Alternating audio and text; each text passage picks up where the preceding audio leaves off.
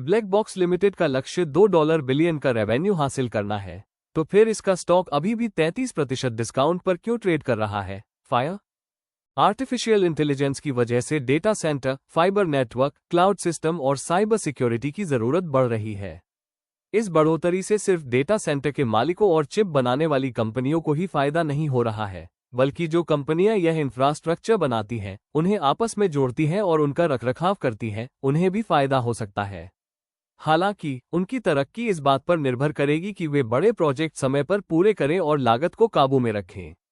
Black box market में data centre से जुड़ी सबसे बड़ी सफल कहानियों में से एक बन गई, क्योंकि इसके शेयरों में सिर्फ 67 दिनों में 148% की उछाल आई।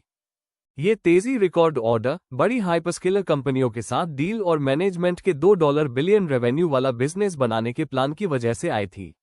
हालांकि तब से स्टॉक अपने पीक से लगभग 30% गिर चुका है और अभी भी 48.2x के पेपर ट्रेड कर रहा है। इन्वेस्टर्स अब ये सोच रहे हैं कि क्या ये गिरावट एक मौका है या इस बात का संकेत है कि कंपनी के ग्रोथ प्लान उसकी असल परफॉर्मेंस से ज्यादा तेजी से आगे बढ़ रहे हैं। डिजिटल इंफ्रास्ट्रक्चर इंटीग्रेटर, न कि डेटा सेंटर का मालिक, ब्लैक बॉक्स डेटा सेंटर का मालिक नहीं है और मुख्य रूप से सर्वर, जीपीयू या नेटवर्किंग उपकरण नहीं बनाता है। यह एक डिजिटल इंफ्रास्ट्रक्चर समाधान कंपनी है जो ग्राहकों को उनके टेक्नोलॉजी सिस्टम को कनेक्ट करने, नेटवर्क बनाने, आधुनिक बनाने और सुरक्षित करने में मदद करती है। इसके काम में structured cabling, fibre connectivity, enterprise network, cloud infrastructure, workplace technology, cyber सुरक्षा, सर्विलांस और डेटा सेंटर डिप्लॉयमेंट शामिल है। ब्लैक बॉक्स एक डिजिटल इंफ्रास्ट्रक्चर इंटीग्रेटर के तौर पर काम करता है। ये हाइपरस्केलर, बैंकों, अस्पतालों, एयरपोर्ट्स और रिटेलर्स को कई टेक्नोलॉजी वेंडर्स के प्रोडक्ट्स का इस्तेमाल करके कॉम्प्लेक्स इंफ्रास्ट्रक्चर को डिजाइन, इंस्टॉल और मैनेज करने में मदद करता है। प्रोजेक्ट पूरा करने के अलावा यह मेंटेनेंस, मैनेज सर्विसेज और ऑन साइट सपोर्ट के जरिए लगातार रेवेन्यू भी कमाता है। कंपनी 35 से ज्यादा देशों में काम करती है, 5000 से ज्यादा क्लाइंट लोकेशंस को सपोर्ट देती है और 120 से ज्यादा फॉर्च्यून 500 कंपनियों को सेवाएं देती है, जिनमें बड़े हाइपरस्केलर और अमेरिका के प्रमुख बैंक शामिल हैं। पिछले कुछ सालों में ब्लैक बॉक्स ने अपने कस्टमर बेस को बेहतर बनाया है, ऑपरेशनल क्षमता बढ़ाई है, FY23 से EBITDA मार्जिन में लगभग 470 बेसिस पॉइंट्स का विस्तार किया है और मुश्किल दौर से निकलकर ग्रोथ पर फोकस करने वाले बिजनेस में बदल गई है। $2 अरब के राजस्व का रोडमैप ब्लैक बॉक्स का लक्ष्य वित्त वर्ष 2026 में अपने राजस्व को 6,322 करोड़ रुपये से बढ़ाकर वित्त वर्ष 2030 तक लगभग 18,000 करोड़ रुपये या लगभग $2 अरब तक पहुंचाना है। कंपनी इसे एक आकांक्षा और रोडमैप के रूप में वर्णित करती है, जो इसे एक निश्चित मार्गदर्शन के बजाय एक दीर्घकालिक प्रबंधन लक्ष्य बनाता है। कंपनी को उम्मीद है कि ऑर्गेनिक राजस्व बढ़कर लगभग 12,000 करोड़ रुपये हो जाएगा, जिसके लिए लगभग 17% की वार्षिक वृद्धि की आवश्यकता होगी। साथ ही EBITDA मार्जिन को 10% से ऊपर बनाए रखना होगा। शेष 6,000 करोड़ रुपये अधिग्रहणों के माध्यम से प्राप्त होने की उम्मीद है, जो क्षमताओं, ग्राहक संबंधों या भौगोलिक पहुंच का विस्तार करेंगे। हाल ही का पहला उदाहरण ब्राजील स्थित 2S इनोवाकोस टेक्नोलॉजिकस का अधिग्रहण है। इस डील की कुल कीमत 375 करोड़ रुपए है, जिसमें 100 करोड़ रुपए का भुगतान भविष्य में डेफर्ड कंसिडरेशन किया जाएगा। इस अधिग्रहण के लिए फंडिंग कर्ज, डेट और कंपनी की आंतरिक नकदी इंटरनल एक्रूअल्स से की जा रही है।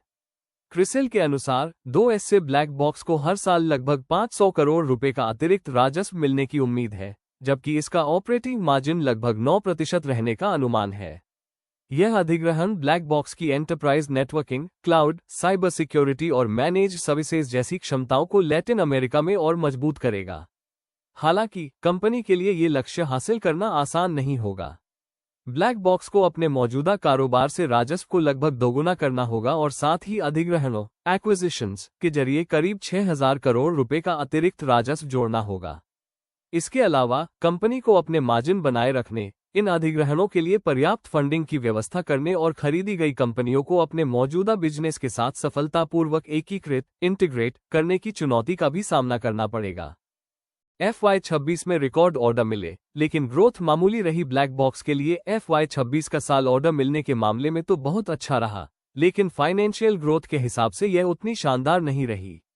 हालांकि रेवेन्यू 6% बढ़कर 6,322 करोड़ रुपए और पट 6% बढ़कर 218 करोड़ रुपए हो गया, लेकिन काम पूरा करने की रफ्तार पर ग्राहकों की तरफ से खरीदारी में देरी, प्रोजेक्ट को पूरा होने में लगने वाले लंबे समय और सप्लाई चेन की दिक्कतों का असर पड़ा।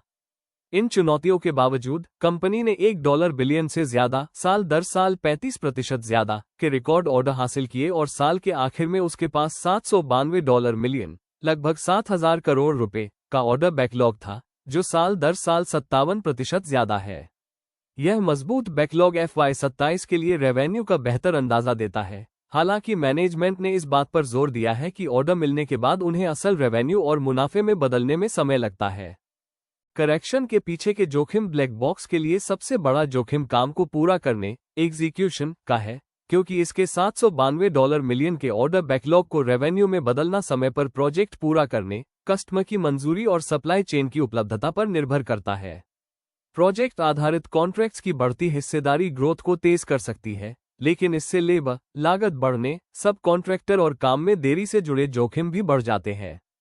कंपनी नॉर्थ अमेरिकन मार्केट पर भी बहुत ज्यादा निर्भर है, जिससे ईट खर्च में कमी, टैरिफ या कस्टमर द्वारा काम टालने जैसी स्थितियों में इसे नुकसान हो सकता है।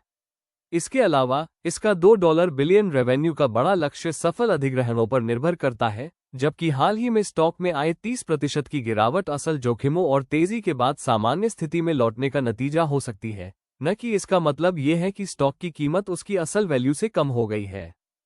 मौका काम को अंजाम देने पर निर्भर करता है। ब्लैक बॉक्स किसी ऐसे पारंपरिक वैल्यू ट्रैप, कम कीमत वाला शेयर जो सस्ता लग सकता है लेकिन असल में खराब होता है, जैसा नहीं लगता, जो सिकुड़ते हुए बिजनेस पर आधारित हो। ऑर्डर लगातार आ रहे हैं, बैकलॉग रिकॉर्ड स्तर पर है, मुनाफा बढ़ा है और कंपनी डेटा सेंटर और AI इंफ्रास्ट्रक्चर में कई सालों तक चलने वाले निवेश के दौर में सही जगह पर है। इसके पहले से बने कस्टमर बेस से इसकी ग्रोथ की संभावना और मजबूत होती है। सिर्फ $2 बिलियन का प्लान ही इसकी ग्रोथ की कहानी साबित करने के लिए काफी नहीं है। इन्वेस्टर्स को अभी ये देखना होगा कि ऑर्डर बैकलॉग रेवेन्यू में बदले, सेल्स लगातार डबल डिजिट की रफ्तार से बढ़े, मार्जिन 10% से ऊपर जाए, कर्ज कंट्रोल में रहे और कैश फ्लो बेहतर हो। अगर गाइडेंस में फिर कटौती होती है या प्रोजेक्ट में और देरी होती है, तो कंपनी के ग्रोथ प्लान पर नए शक पैदा हो सकते हैं। फिलहाल ब्लैक बॉक्स साफ तौर पर वैल्यू ट्रैप के बजाय ज्यादा रिस्क वाले मेगा ट्रेंड मौके जैसा लग रहा है। इसने ग्रोथ के लिए जरूरी रिश्ते और ऑर्डर पाइपलाइन बना ली है। अगला टेस्ट ये है कि क्या यह उन ऑर्डर्स को इतनी तेजी से रेवेन्यू, मुनाफे और कैश में बदल पाती है जिससे उन उम्मीदों को सही ठहराया जा सके जिनकी वजह से पहले शेयर में तेजी आई थी।